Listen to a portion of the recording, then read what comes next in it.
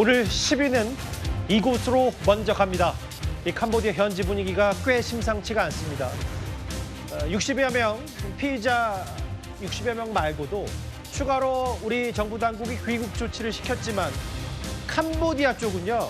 아니 한국에서 우리 국민, 캄보디아 국민 범죄당해도 공개를 안 했는데 라면서 우리 정부를 애들러서 겨냥하는 서운함까지 드러냈습니다. 실제로 저희 채널A 취재진을 애워싼 여러 험악한 분위기도 종종 연출이 된 바가 있습니다.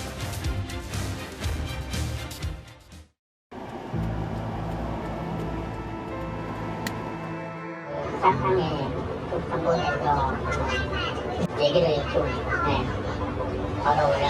어느 카지노라 그랬죠? 카지노. 手机也要查了。照这里的我们要删。好，我现在在这里删，好吧？你考虑一下，在这里的那么多人，人家会说会不会是吧？不用，我们想在这里删。啊，快点看。我们这一片区域啊，不能拍照，可以录像的。为什么不能拍照啊？敏感。 제가 굳이 더 긴 설명을 드리는 것보다는 현지 분위기가 이렇습니다. 지금 캄보디아도 예민할 대로 예민해져 있는데요. 그 김은배 팀장님. 그런데 이제 캄보디아 사태와 어느 정도 관련이 있는지는 전 잘 모르겠지만 오늘 이런 눈에 띄는 기사 하나가 있었습니다. 캄보디아 시아누크빌에서 50대 한국인 남성 사망자가 발견이 됐다. 유서로 추정되는 메모가 발견됐는데 이게 지금 현재 캄보디아 범죄 단체에 연루된 건지는 확인이 좀 더 필요해 보여요. 그렇습니다. 현재까지는 범죄 혐의가 나오지 않았는데 외교부에서 21일 날 발표를 했습니다. 20일 날 캄보디아에 있는 시아누크 호텔에서 50대 후반의 남성 한 명이 사망한 채로 발견됐다는 것을 아마 현지 경찰이 발견하고 그 교민 회장한테 먼저 연락을 했던 것 같습니까? 그러니까 교민 회장이 그 말을 듣고 대성안에 연락을 했더니 대성안에서는 어찌됐든지 시간이 없던지 교민 회장 보고 현장에 가가지고 확인해달라고 요청을 받았기 때문에 교민 회장이 현장을 나갔어요. 현장을 갔더니 거기에 여권도 있고 또 유서로 보이는 메모도 있고 휴대폰이 있던 거예요. 예. 그래서 그 내용을 알려줬던 거고 그런 뒤에 이제 대사관에서는 이제 현장을 급파를 해가지고 현재 지금 확인했을 뿐만 아니라 아마 장례 지원이라든지 외교적 절차에 대해서 긴급을 하고 있는 모양 같은데 현재로 볼 때에는 이 남성이 왜 캄보디아에 간 이유도 모르겠고 예. 실제적으로 범죄 혐의가 있는지 아니면 범죄 조직에 가담했는지 여부 등은 아직도 조사를 해야 되는데 예. 현재까지는 정확히 나온 게 없기 때문에 좀 더 시간이 흐르게 되면 조사한 뒤에 과연 범죄 단체하고 관계가 있는지 없는지는 두고 봐야 할 것 같습니다. 이 부분 좀 더 들여다봐야 되겠죠. 범죄 연루 여부가 아직 확인이 되지 않았기 때문에 왜 50대 남성이 캄보디아 호텔에 숨진 채 발견이 됐는지를요. 허전 변호사님, 저희 채널A 취재진과 험악한 장면이 연출됐던 캄보디아 현지 분위기 잠깐 만나보고 왔는데 실제로요. 캄보디아 쪽 얘기는 아니 한국에서 캄보디아 국민들 범죄 당해도 우리가 공개 안 했는데 좀 너무한 건 아니냐는 취지의 얘기도 좀 캄보디아 쪽에서 나오는 것 같아요. 그런데 우리나라에서 어떤 우리나라 국민들이 우리나라 영토 안에서 이렇게 범죄 단지 400개를 만들어가면서 캄보디아 국민들을 피해자로 삼았던 그런 사건이 있었나요?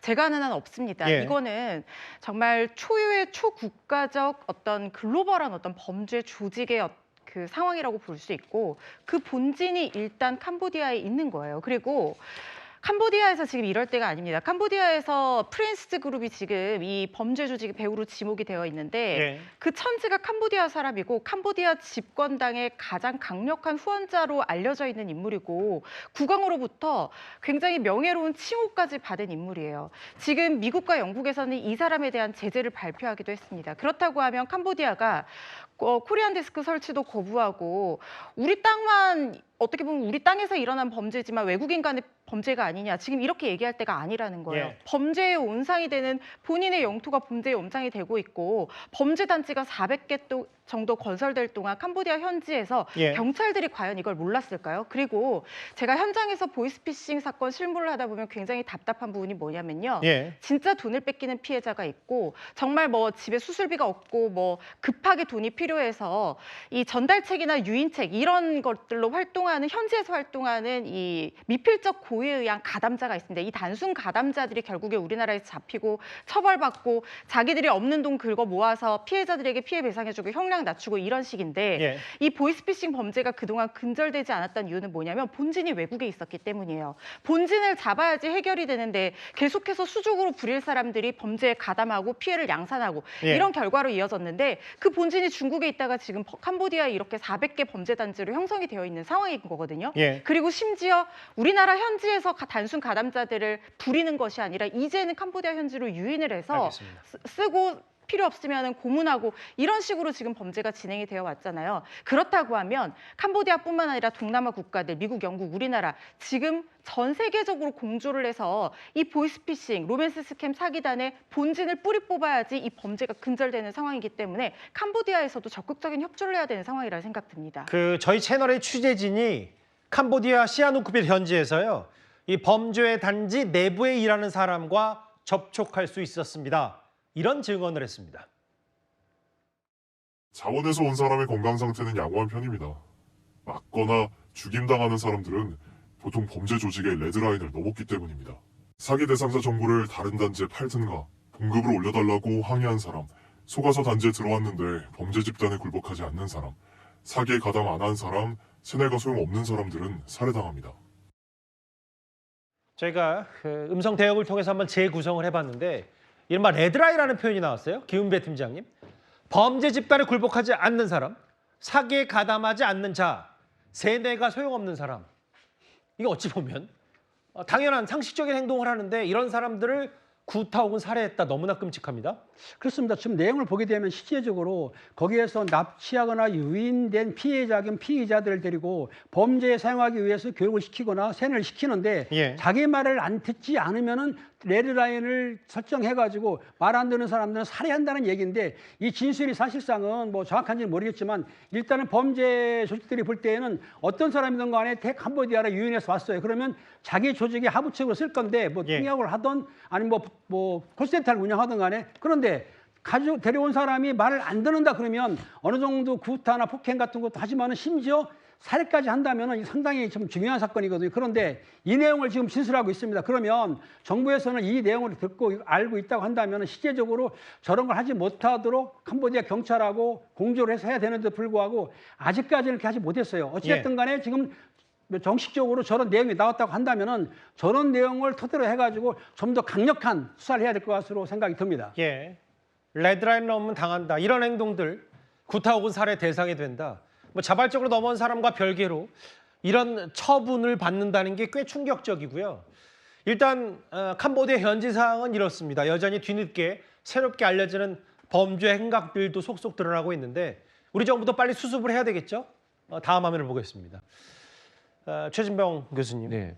사실 이 이른바 캄보디아 사태가 처음으로 세간을 떠들썩하게 만든 게 바로 이 사람, 예천에서 박람회 간다고 떠났다가 시신으로 돌아온 이 대학생 박모 씨인데 시신 훼손 흔적은 없고 뭐 74일 만에 이제 숨진 채로 고국당을 밟게 되긴 했는데 뭐 피멍 정도 뭐 이런 부분에 대한 증언은 좀 나오고 있더라고요. 그러니까요. 지금 말씀하신 것처럼 한국 수사팀과 그다음에 이제 캄보디아 팀이 함께 부검을 했습니다. 부검했던 곳은 턱틀라 불교 사원이라고 하는 곳인데 이곳에서 부검을 했는데 예. 말씀하신 것처럼 시신을 훼손했던 흔적은 전혀 없었고요. 장기 적출 흔적도 없던 걸로 나타나고 있습니다. 현재까지는 피멍 정도가 있었던 걸로 보여지는데 아마 이제 구타나 이런 게 있었을 가능성이 있다고 보여지고요. 예. 우리나라로 이제 유해가 송환돼서 국내에서 조직이나 약동물 검사를 하게 된다고 하는데 이런 부분들까지 마치게 되면 이제 인계가 될 것 같습니다. 참 안타까운 일이고요. 우리 대학생이 저렇게 안타깝게 범죄에 연루돼서 그렇게 사망한 일이 있었고 그것 때문에 사실 이제 캄보디아에 이런 문제들이 좀 드러나고 있는 거 아니겠습니까? 이분의 희생이 그냥 의미 없는 희생이 되지 않도록 이번 기회에 캄보디아 이 범죄 관련된 조직들에 소탕할 수 있는 기회가 됐으면 좋겠다 이런 생각입니다. 저렇게 공항을 통해서 유해가 옮겨지는 2달이 훨씬 더 넘었습니다. 한 캄보디아 사원에서 안치가 돼 있다가 이런 캄보디아 사태 이후 정부 당국 합동팀을 파견한 이후에 이제 74일 만에 송환이 됐는데 그 김은배 팀장님, 현진 직원 진술에 따르면 한국인 시신 3구가 더 있고 언제부터 있었는지 기억 안 난다. 근데 저는요, 뭐 저는 남성도 남성이지만 사인이 전원 심장마비다. 이걸 저희가 어떻게 받아들일까요? 그렇습니다. 저 내용을 보게 되면 현지 직원이 한 말인데 예. 아직 확인된 바는 없지만 일단 한국이 시신이 3구가 더 있다. 그런데 그 시신이 심장마비라고 한다면 심장마비 요건이 많습니다. 아까 그 한국인 대학생 그 피살된 것처럼 예. 구타에 의해서 심장마비 될 수도 있고 아니면 약물이나 동물에 아니면 마약 같은 경우에도 심장마비가 가능하거든요. 그렇기 때문에 이 내용에 대해서는 조사를 해야 되는데 대사관 측에서는 정확한 내용은 모르지만은 범죄와 관련이 없다고 말하고 있는데 실제적으로 현장에 가가지고 확인을 했는지 의심스럽습니다. 그러니까 한국이 시신이 있다고 한다면은 캄보디아 수사 경찰도 있지만 한국의 그 대사관에 있는 수사 요원이 가가지고 좀 확인을 해서 실제적으로 이 시신이 한국인이 맞고 또 그리고 심장마비를 했는데 과연 이 심장마비인지 아니면 다른 원인으로 사망했는지를 좀 철저히 밝혀야 될 생각이 듭니다. 그 우리 정부 당국 혹은 뭐 우리 수사 당국의 수습 가운데 마지막은 바로 이 피의자들에 대한 단죄일 텐데요. 아시다시피 지난 주말 새에 연애 스캠, 보이스피싱 등 범죄에 가담해서 국내로 송환 조치된 피의자 60명 정도가 있습니다. 그 가운데 49명이 구속됐습니다. 부모님한테 뭘 하겠다고 했나요? 어떤 협박 당하셨어요? 솔직하게 얘기해 주세요. 어떤 협박 당하셨나요? 폭행 당하셨어요? 무슨 사기 가담하셨습니까? 구속될 피의자가 더 늘어날 수 있어요. 심사 10명이 또 있기 때문에. 허주연 변호사님, 어제 법원의 판단을 보니까 이 피의자들이 몰랐다. 자기는 그냥 뭐 자의로 간 건 아니다는 취지 얘기를 했는데도 이걸 하나도 안 받아준 것 같아요. 우리 법원에서 이런 보이스피싱, 그다음에 연애 빙자 사기 이런 것들을 다루는 방법은 그동안의 판례의 경향을 보더라도 매우 엄격했습니다. 그러니까 정확하게 자신이 지금 하는 일이 예. 어느 정도 불법적인 일이라는 것을 인지할 수 있는 미필적 고의를 인정할 수 있는 최소한의 상황만 인정이 된다고 하면 가담자로 분류되고 그 형량에 있어서는 가담 기간이라든가 아니면 뭐 피해 액수의 정도라든가 이런 것에 따라서 달라질 여지는 있겠지만 예. 구속과 실형 선고를 사실상 원칙처럼 굉장히 엄격하게 판단을 해온 것이 그동안의 관례였거든요. 특히 예. 지금 이번에 돌아온 이 피의자들을 대상으로 지금 피해자와 가해자의 이중적 지위다 이런 얘기가 있는데 법적으로 저는 피해 사실과 가해 사실은 엄격하게 분리돼서 판단돼야 한다고 생각을 합니다. 예. 이들이 설령 번역 알바를 하러 갔다, 가이드 알바를 하러 갔다 이렇게 완전히 속아서 갔는데 범죄 단지에서 갑작스럽게 감금당하고 여권 뺏기고 폭행당해서 예. 이 범죄에 어쩔 수 없이 강요를 당해서 가담하게 됐다고 하면 이것은 강요된 행위로서 처벌하기가 어렵겠지만 예.